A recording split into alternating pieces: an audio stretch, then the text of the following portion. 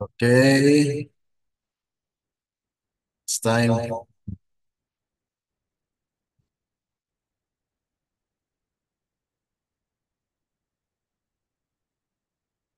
Isang maligayang araw po sa inyong lahat at nandito po tayo ngayon sa ating magpapatuloy po ng ating programa online na kung saan ay mayroon po tayong special na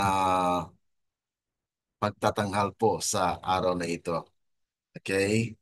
At nais ko pong anyayahan at welcome po ang ating mga taga-subaybay po dito sa ating special na programa. This is a special feature na kung saan ay atin pong matunghayan at atin pong bigyan ng buhay ang inyong mga kasaysayan. Ano? This is actually special feature on our Prophetic Insight series, but we call this right now as Biblical Insights on Traces of Life. Ito ay may mga bakas ng buhay na hindi natin makakalimutan. Kaya nga po ay bigyan po natin ng halaga at pansin ang inyong mga kasaysayan, testimony, patotoo. Yan po ba ay positive or negative ay atin pong bigyan ng buhay at atin pong mapapakinggan ang mga problema, hinaing, hamon sa buhay na kung saan ito ang naging bahagi po ng ating buhay. Na ang ating title ng ating bigyang pansin ngayon ay ito po ay pag-ibig, pagtitiis, pagpapatawad. Na sa hapong ito ay special na pagtatanghal po para mabigyang buhay ang mga kasaysayan po ng ating mga kaibigan. Kaya nga po welcome sa ating mga taga-subaybay po dito sa ating special feature na magbabasa po ng inyong kasaysayan. At sa isang linggo, ang sino po ang mas maraming mag-star, mag-like, at mag-comment ay siya po ang magkaroon ng pagpapala mula sa biyaya ng langit. Ano? Kaya nga po ay yung nagnanais na sumali at magpadala po ng kanilang sulat ay maaari lamang pong i-address yan sa ating Ate Air, ano? Sa Erin's cover na kung saan ay personal po ninyong ipadala po sa kanya upang mabigyan po ng pagkakataon na mabasa po natin, ano? Bago po tayo magpatuloy, ay nais ko pong bigyan pansin ang ating mga programa na this is the first time where we have this special feature na nais po natin na makapaglingkod din po at makapagbigay ng kunting kasiyahan at mga pagpapala mula po sa Panginoon na matunghayan po at marinig po ang inyong mga patotoo, mga love story, mga tanong sa buhay. This is actually the biblical insights on the traces of life. May magabakas ng buhay na hindi po natin makakalimutan. Kaya nga po ay ang programang ito ay handang maglingkod na kung mayroon po kayong mga katanungan at bigyan po natin ng saysay, ano?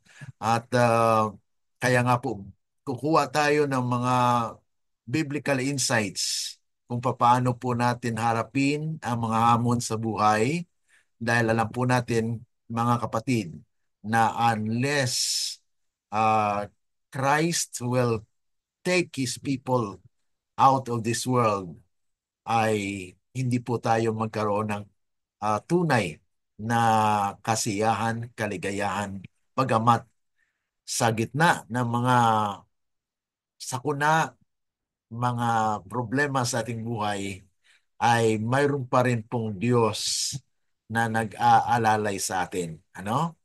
At bago po tayo magpatuloy, ay iniimbitahan ko po kayong manalangin, ano? Para maumpisahan po natin ang ating programa sa hapong ito. At ang ating kapatid na Sister Erin, Ate Air, ay magbabasa po siya ng inyong liham. At atin pong pakinggan ng mabuti at mag-comment po kayo kung ano po ang inyong refleksyon, ano ang inyong masasabi patungkol po sa kasaysayan, sa mga problema po ng ating mga kapatid na atin pong babasahin sa programang ito, sa special feature po natin. Every Friday po ito. At pagkatapos po ng isang buwan, ay magpipili po tayo at kung sino po ang maraming nag-engage, nag-question or nag-comment sa ating mga na-post at sa live natin ay tingnan po natin at ito po ay maging bahagi po sa kriteria ang magtatamo po ng gantimpala dito sa ating special feature. Okay, tayo po ay manalangin. Dakila at mabagin po naming Ama na nasa langit ka. Sa mga oras na ito, Panginoon, nais po naming ibalik sa inyong pagpapalat, kapurihan at kaluwalhatian, Panginoon, sa inyong pangalan. Patuloy nawa na kami po ay inyong gabayan upang amin mapakinggan ang bakas ng buhay na amin pong matutunghayan sa mga oras na ito. Tulungan po ang bawat isa na maka-relate sa mga problema na dumarating sa buhay ng tao. Kaya nga po nais namin pakinggan ang mga kasaysayan, mga patutuo ng aming mga kaibigan at mga kapatiran na may hinaing na kayo lamang ang siyang may kulatasan at mayroong solusyon, Panginoon. Dahil sa amin po ay imposible, ngunit sa inyo po ay lahat ng bagay ay posible. Kaya't aming sinasampalatayanan na mangyari ang inyong kalooban. Ito po ay aming dalangin sa matamis na pangalan ng aming Panginoong Yesus. Amen. Okay, so dito po tayo sa pagpapatuloy po ng ating programa. Okay? Okay. So shout out po muna sa ating mga kaibigan na subaybay po. Si Brother Juni Bacol, welcome po. Shout out po kay Sister Richelle Valencia. We are happy to have you as well. And for those brothers and sisters who will be following us, mga kaibigan natin, I just bring on whatever your comments ating mabasa ngayong hapon na ito ay atin pong bigyang pansin, ano? Okay. Okay, dali lang. Tingnan natin po kung ito po ba ay may sound. Okay. Okay. So, ito na po mga kapatid. Handa na po ba kayo sa pakikinig po sa ating pagbabasa po ng inyong liham? Ano? Ang magbabasa po ay ang ating kapatid Ate Air. Siya po ay yung magbabasa ng letter at after po ng kanyang pagbabasa, mayroon din po siyang payo mula sa Biblia at bigyan din po natin ng biblical insights kung ano po ang masasabi sa Biblia at may mga katumbas din pa or may mga kasaysayan din po ba sa Biblia na naganap katulad o kasing pariho sa kasaysayan at mga patutuo po ninyo. Kaya yun po yung nais natin na ilabas, ano? Biblical insights on traces of life na kung ito po ba ay nangyari at nandyan din po sa banal na kasulatan. Ano po? Okay, so handa na po tayo. Sa ating mga kapatid na dito po sa live natin sa aking timeline sa aking account ay makakarinig lang po kayo. Pero doon po sa ating SDA Online Study page ay makikita po ninyo ang pagbabasa po ni Ate Air ng mga sulat natin, ano? Sulat ng mga kapatiran na sumusubaybay po. At mapakinggan po natin yan dito sa ating live, ano? Okay. Now, ito na po. Unang liham po ito na nanggaling po sa NCR, okay? National Capital Region. Na babasahin po ng ating kapatid Ate Air, okay? May title po ito actually na Pag-ibig, Pagtitiis, at Pagpapatawad. Isang kwento ng paghihintay. Okay, pakinggan po natin mga kapatid, ano? At pagkatapos po ng pagbabasang ito ay bigyan po natin ng biblical insights, ano? Kung ano po ang masasabi ng Biblia, kung mayroon po bang mga kasaysayan na kalintulad po ng mga karanasan na naranasan po ng kapatid na ito. Okay?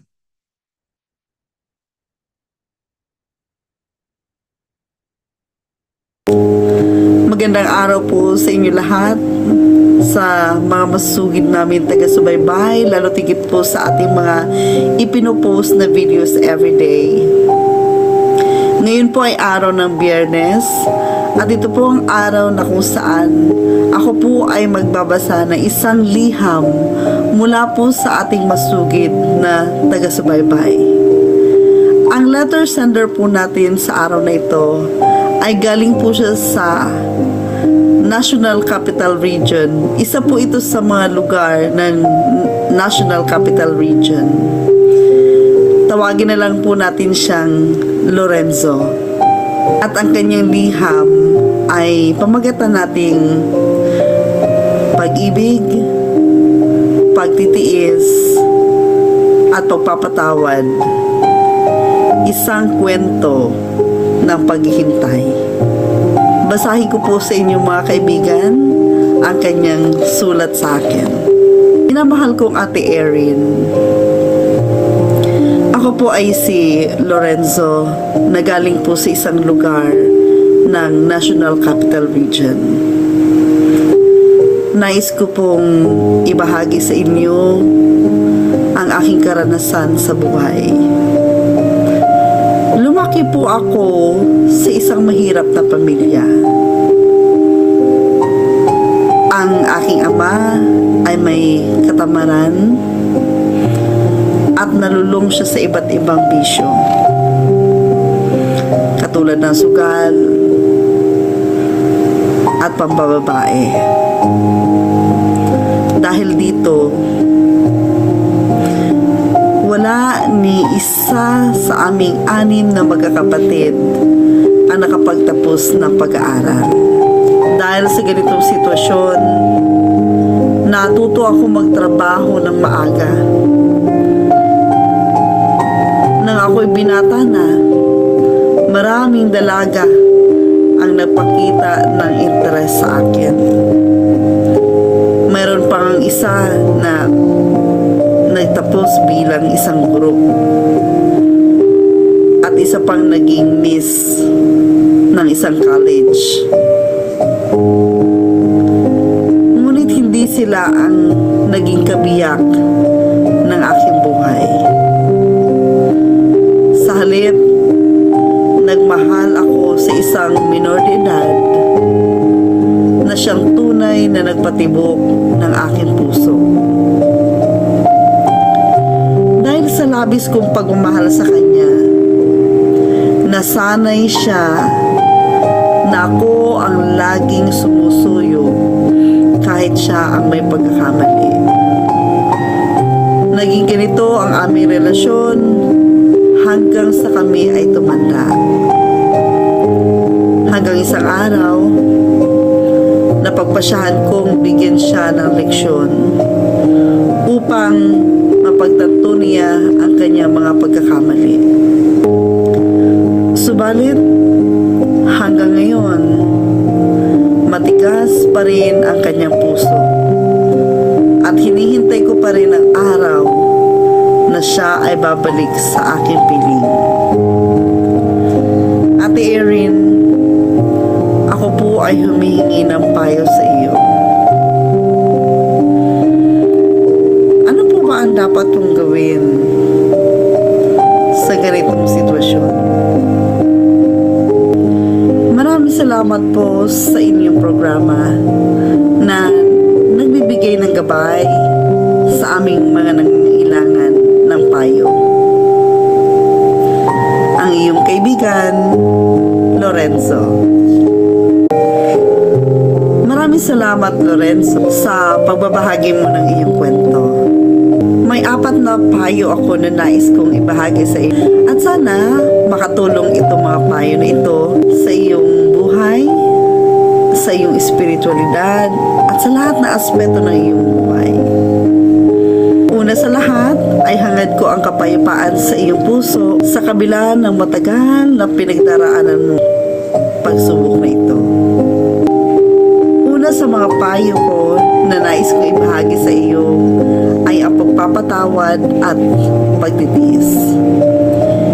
Sinabi sa Ephesians 4:32, at magmagandang loob kayo sa isa't isa kay Kristo. Bagamat mahirap, hinihikayat tayo ng Biblia na maging mapagpatawad at magpakita ng habag. Mahabagin na magpatawaran kayo sa isa't isa, gaya naman ng pagpapatawad sa inyo ng Diyos, lalo na sa ating mahal sa buhay. Sa isinulat ni Ellen G. White sa Adventist Home, binabanggit niya na love must be patient, kind, and forgiving. True love is not self-seeking, but always looks for the well-being of the other. Sa madaling salita, ang tunay na pag-ibig ay hindi naghahanap ng sariling kapakinabangan, kundi inuuna ang kabutihan ng kanyang minamahal. Ang pangalawa na payo ko sa iyo ay manalangin ka at magtiwala sa Diyos. Dahil ang sabi sa Biblia sa Matthew 19:26, sinabi ni Jesus, sa mga tao, ito'y hindi mangyayari. Datapwat sa Diyos, ang lahat ng mga bagay ay mangyayari.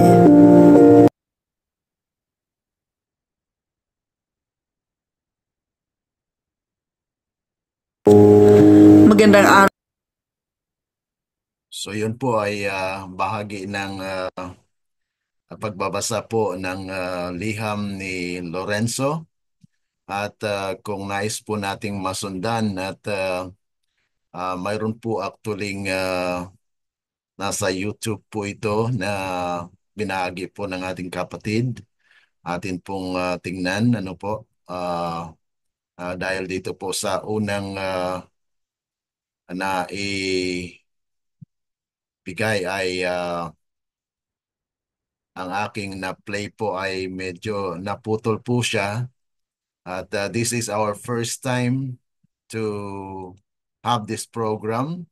Kaya nga po nais nating ipagpatuloy po dito sa YouTube na mayroon po tayong isang pagbabasa po ng liham na ito na kung saan ay may mga payo po na mula sa banal na kasulatan na ipinagkaloob at binigay po ni Ate Air patungkol po sa problema ni Lorenzo na kung saan ay nagkaroon po siya ng naging asawa na mas bata sa kanya. Kaya nga po ay sa kanilang matagal na relasyon ay siya lamang ang nagsunod-sunuran, ano? At sa bandang huli ay nais niyang bigyan ng ah, parang leksyon itong kanyang naging asawa na mas bata sa kanya. At kaya nga po, ang nangyari sa bandang huli ay lalong ganun pa rin, ganun pa rin katigas ang puso nitong babae. At kaya nga po ay nagbigay ng payo ang ating nagbabasa, si Ate Air, na kailangan manalangin at ipagkaloob sa Panginoon kung ano po ang ninanais ng Panginoon na mangyari po sa kanilang buhay. Dahil alam natin na ang relasyon na pinagsama ng Panginoon ay walang kahit sino man na makapaghiwalay nito. Ang akin pong masasabi dito sa liham na ito, dahil medyo naputol po ang ating ah, yung pagbabasa, siguro nagkaroon po ng problema po yung ating recording. Ngunit ganun pa man ay narinig po natin ang liham ni Lorenzo na ganun nga po ang kanyang problema, na hanggang ngayon ay hindi pa po bumalik ang kanyang ah, mas batang naging asawa. At kaya nga nagtanong siya kung ano po ang kanyang gagawin. Ano? At sinabi naman ng ating kapatid na Ate Air na ipanalangin at talagang pag-isipan kung ito po ba ay isang kanais-nais na gawain ng isang Kristiyano na mananampalataya. At alamin din po kung itong kanyang asawa ay magkapareho sila ng ah, reliyon. Dahil kung iba't iba po ang kanilang pananampalataya at pagtitiwala, ay talagang mahirap po yan, kapatid. Ah, Maliban lamang na ang Panginoon po ang siyang gumawa sa mga bagay na ito, ay wala pong talagang maghihintay ka kung hanggang kailan, ano? Kaya't ang akin pong masasabi bilang atin pong biblical insights dito sa bakas ng buhay na iyong naranasan, Brother Lorenzo, ay alalahanin po natin na ang pag-ibig, ang pagtitiis, pagpapatawad, ay ito ay attributes of God. Ito po ay talagang mula sa Diyos. At walang makakaganap po nito maliban na si Kristo ay nasa puso. Okay? Na nais ng Panginoon na ang ating buhay ay maging reflection po ng kanyang karakter. Ano? Na kung saan ay nais ng Panginoon na ang buhay natin ay may bukal ng pag-ibig, na ito'y dadaloy mula sa atin o mula sa Diyos, at tayo po ay naging daluyan ng pag-ibig na ito. Kaya nga po, ang iyong kwento ay patungkol po sa paghihintay kailan magaganap na lalambot ang puso ng iyong asawa. Bagamat nagkaroon po kayo ng desisyon na siya po ay bigyan ng leksyon, ngunit atin pong alalahanin na hindi lamang po isang nagkakamali po rito. Ano? At actually, ang kasaysayan po sa Biblia na maikumpara po natin ay maalaala po natin yung kwento ni Hosea. Okay? Sa kwento po ni Hosea at ni Gomer, ito po ay natala sa Hosea chapter 1 up to 3, ay ito po ay isang malinaw na halimbawa ng pakikipag-ugnayan ng Diyos sa kanyang bayan, na si Hosea po ay inutusan na magkaroon ng asawa. Ang kanyang asawa po ay si Gomer. Si Gomer po ay ah, isang babaeng immoral bilang simbolo ng relasyon ng Diyos sa Israel. Ngunit ganun pa man, mga kapatid, ang iyong asawa ay hindi naman siguro nagkaroon po ng ibang karelasyon, kundi nagkaroon lang po siya ng parang dahil sa iyong pagpakumbaba lagi na sa bawat pagkakamali niya ay nandun ka pa rin. At kaya nga po sa kasugdulan ng iyong buhay ay nag-decide ka na bigyan siya ng leksyon. Ngunit ito po ba'y tamang solusyon sa iyong problema? Dahil ang Panginoon po ay nag-utos kay Hosea na ito po ay allegorical story, allegorical marriage, na kung saan ay inutusan po si Hosea na mag-asawa kay Gomer.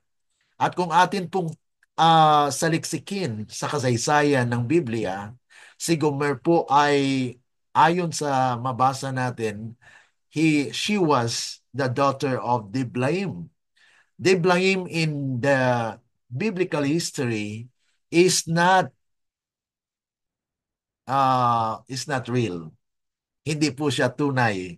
Hindi naganap or hindi po siya totoo. So it is an allegorical story na inutusan po si Hosea na mag-asawa kay Gomer. At alam natin na si Gomer po ay immoral na babae. Ngunit ito po ay nagpapahayag ng relasyon ng Diyos sa kanyang bayang Israel. Kaya nga po nagkaroon siya ng anak. Okay? Ang kanyang allegorical son and daughter ay tinawag po ito, ang una ay si Jezreel. Ang pangalawa po ay si Loruhama. At ang pangatlo po ay si Loamay. At alam niyo po, mga kapatid, itong si Jezreel ay isang pagsasalarawan ng propeta ng Panginoon. So ibig sabihin, ang pagpanganak ni Gomer, ayan po ay isang kaganapan sa kasaysayan ng bayan ng Diyos na mayroong mga propeta. Si Jezreel, na siya po ay pinatay sa panahon po ni Jezebel. Kaya nga po ay nagkaroon po ng pag-revenge or avenge the blood of Jezreel sa pamagitan po ni Jeho, at mababasa po yan sa chapter 1 ng Hosea. At kaya nga po itong si Jezreel ay simbolo or nagpapahayag lamang ng propeta ng Panginoon. Ang pangalawa pong anak niya ay si Loruhama. Loruhama po, mga kapatid, ay may prefix na lo, means not. Ang Rohama ay ibig sabihin ay ito ay kahabagan. So kung atin pong idugtong yung Lorohama, ibig sabihin walang kahabagan ang Diyos sa kanila. Sino po yun? Yun po ay naglalarawan ng 10 tribes of Israel na noong 721 BC, sila po ay nangalat dahil sa pamagitan po ni Sennacherib, king of Assyria, na kung saan ay sila po ay pinangalat. Kaya nga po, ang 10 tribes mula noon ay nawala. Okay? Nagkalat po ang kanilang tribo, the 10 tribes. Ang natira lamang po, mga kapatid, ay yung Judah. Kaya nga po sa panahon ni Kristo, ang nadatnan niya po ay mga lahi po, tribo ng Judah. Okay? At ang nangyari po, mga kapatid, ay ang pangalan na Lo-amay. Lo-amay is not my people. Yun po ay naganap noong tinanggihan nila natanggapin si Kristo bilang tagapagligtas, the Messiah. Kaya nga po, God declared that the Jews as a nation had been rejected. Ngunit, mayroon pong pag-asa sa mga hindi niya anak. Kaya nga po dumating sa atin ang mensahe ng Kristyanismo. Okay? Yan po ay mababasa natin sa chapter 1 verse 10 at chapter 2 na nagkaroon po ng pagbabago sa pangalan. Nasa halip na Lo-Ruhamah doon sa chapter 1, dito sa chapter 2 ay naging Rohamah. At sa halip na Lo-Amay ay naging Amay. So ito po ay naglalarawan ng relasyon ng Diyos sa kanyang bayan. Na dito sa kasaysayan ni Hosea at Gomer, bagamat nilisan siya ni Gomer, si Gomer mismo ang nag-iwan kay Hosea at naging patutot, naghanap ng ibang lover. Pero ganun pa man, mga kapatid, ang Panginoon po ay nagsasabi, "Wag, makiusap ka." Kaya sa chapter 2 po, mga kapatid, ay may sabi po doon na plead with the mother. Plead with the mother, ibig sabihin, mga kapatid, ay iyong suyuin ang inyong ina sa pamagitan nitong mga anak niya, na ang nagsasalita po rito sa chapter 2 ay si Jezreel, at sinasalitaan niya po ang kanyang mga kapatid na si Rohama at Amay. Yan po ngayon ang nagaganap sa Iglesia ng Panginoon. Na nais ng Panginoon na tayo po'y makisuyo sa Iglesia. Na kung ang Iglesia po ay lumalayo sa Diyos, ang Diyos po ay nagnanais na bumalik ang kanyang asawa. Kaya sa kasaysayan po ni Lorenzo, ay may pag-asa po yan. Na kung saan ay kung ang ating buhay ay pinakita po natin yung tunay na pagmamahal, tunay na pag-ibig, kasama o katulad po ni Hosea, na bagamat naging batutot si Gomer, ay nandun pa rin ang pagmamahal, na yun po ay naglalarawan ng pagmamahal ng Diyos sa kanyang iglesia. Kita niyo, mga kapatid, sa atin, kung gaano katindi ng ating ginawang kasalanan, ganun pa man ang Diyos ay nagbibigay sa atin ng pagkakataon na tayo maibalik sa Kanya. Na siya po ay nagbibigay sa atin ng pagkakataon na tayo ay maging kaanib sa Kanyang bayan. Kaya ang aral dito, mga kapatid, ang aral ay ang pag-ibig ng Diyos ay hindi sumusuko sa kabila ng ating katigasan ng ulo. Siya ay naghihintay sa ating pagbabalik, handang pagpapatawad. Ganon din ang ating masasabi kay Lorenzo, na kung saan ay maghintay at patuloy na ipadama sana ang iyong pag-ibig sa iyong asawa. Dahil kung hindi po maranasan ng iyong asawa ang tunay mong pagmamahal at pag-ibig, ay ganun pa rin po ang paghihintay mo kung kailan magaganap ito. Okay? Ang pangalawa pong biblical insight na atin pong nakikita ay ang kasaysayan po ng alibughang anak, the prodigal son. Sa Lucas Kapitulo 15, versikulo 11 hanggang 32. Ito po yung parabola patungkol doon sa alibughang anak, na isang kwento rin ng paghihintay at ng pagpapatawad, na kung ang kasaysayan po ni Brother Lorenzo ay binigyan na ng leksyon ang kanyang nakakabatang, or sabi niya nga kanina sa sulat niya ay minor de edad na asawa. Kaya nga po ay sa panahon na nagkakaroon ng problema, ay siya lagi ang magpakumbaba. At kaya nga po dumating sa kasukdulan na gusto niyang bigyan ng leksyon ang kanyang asawa. Pero ang tanong, Brother Lorenzo, pinadama po ba natin ang ating tunay na pag-ibig sa ating asawa? Dahil Dito po sa kasaysayan ng alibughang anak ay gaano man katagal ng paghihintay po na manumbalik itong anak, ay handang yakapin ng ama ang kanyang anak. So iniwan ng anak ang kanyang ama. Sa inyong case, Brother Lorenzo, ay nagkaroon po ng paghiwalay na para bagang nagkaroon ng sukdulan na naghiwalay kayo at ganun pa rin katigas ang puso ng iyong asawa. Ganun pa man, mga kapatid, ay dito sa kasaysayan ng alibughang anak, ay iniwan ng anak ang kanyang ama, nilustay ang yaman dahil kinuha niya na po ang kanyang mana. Ano? Ngunit nang siya'y bumalik, hindi siya itinakwil ng ama, kundi sinalubong na may galak at may piyesta pa. Ano? Nag-celebrate. Kaya nga po, kung atin pong gampanan, ipadama ang pag-ibig na hindi nawawala, kapatid, ay madali po yan. Walang imposible sa Panginoon.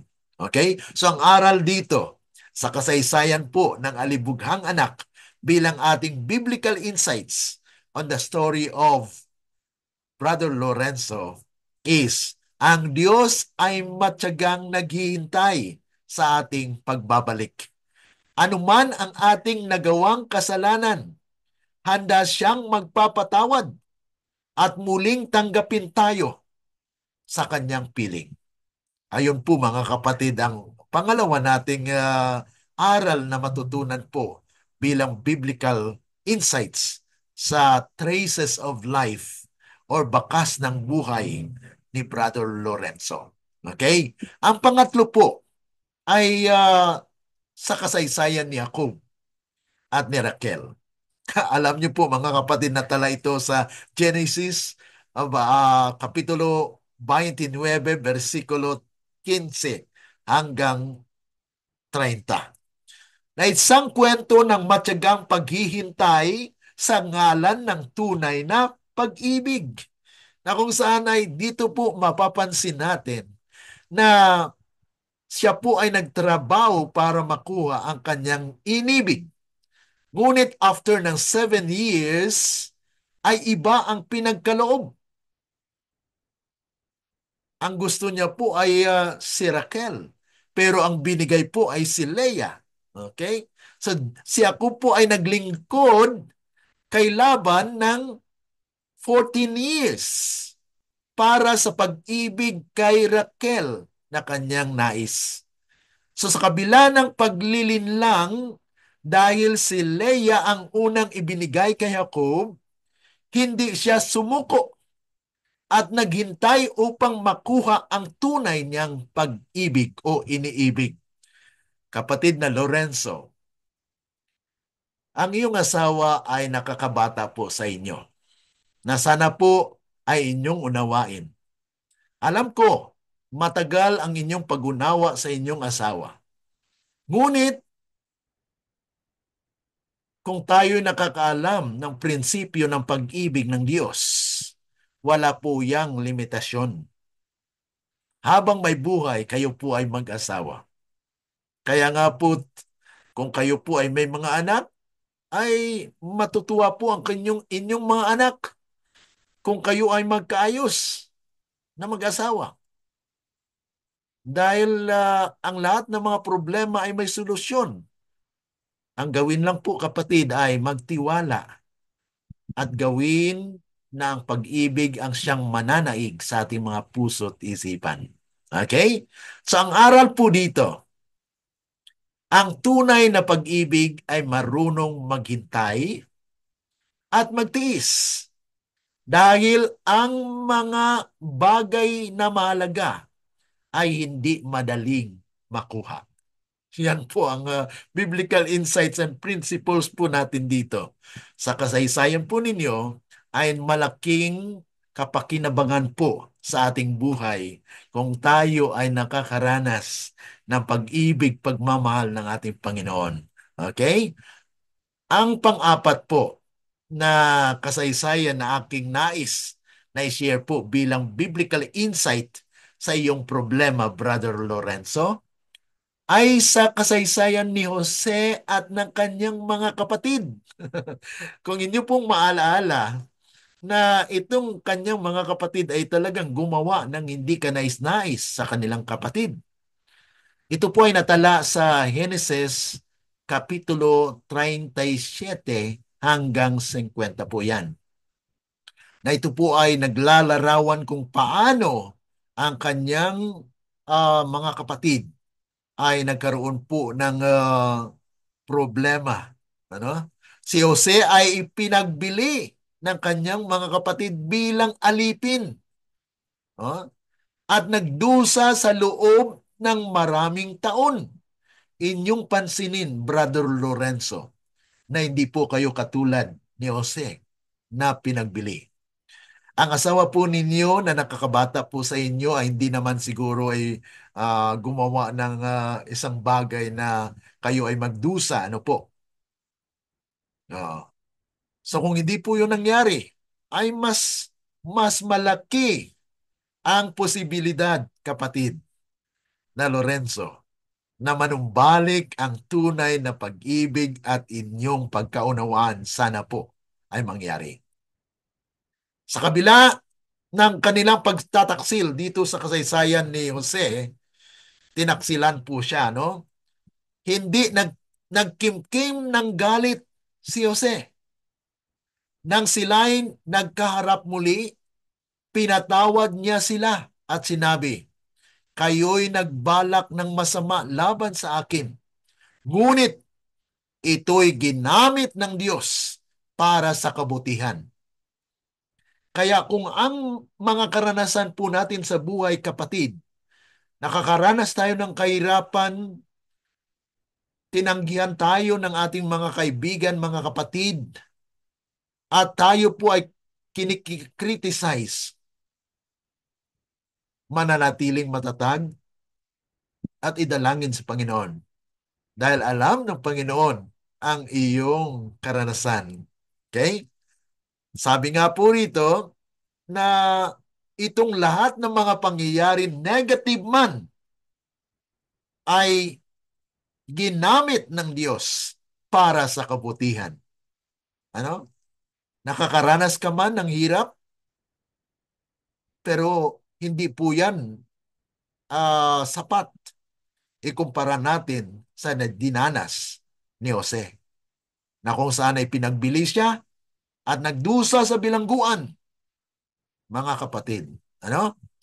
Kaya ang aral po dito, ang totoong tagumpay ay hindi lamang sa pagtitiis sa pagsubok, kundi sa pagpapatawad sa mga nagkasala sa atin. Purihin ang Panginoon na itong mga biblical insights na atin pong napag-aralan hango sa narinig natin na liham ng ating kapatid na Lorenzo, maaari na idalangin sa Panginoon kung ang liham mo ay may pamagat na pag-ibig, pagtitiis, at pagpapatawad, isang kwento ng paghihintay, ang kwento ni Hosea. Okay? Ang kwento ng alibughang anak, prodigal son, ang kwento ni Jacob, ang kwento ni Jose, ay maaaring maging pangunahing inspirasyon.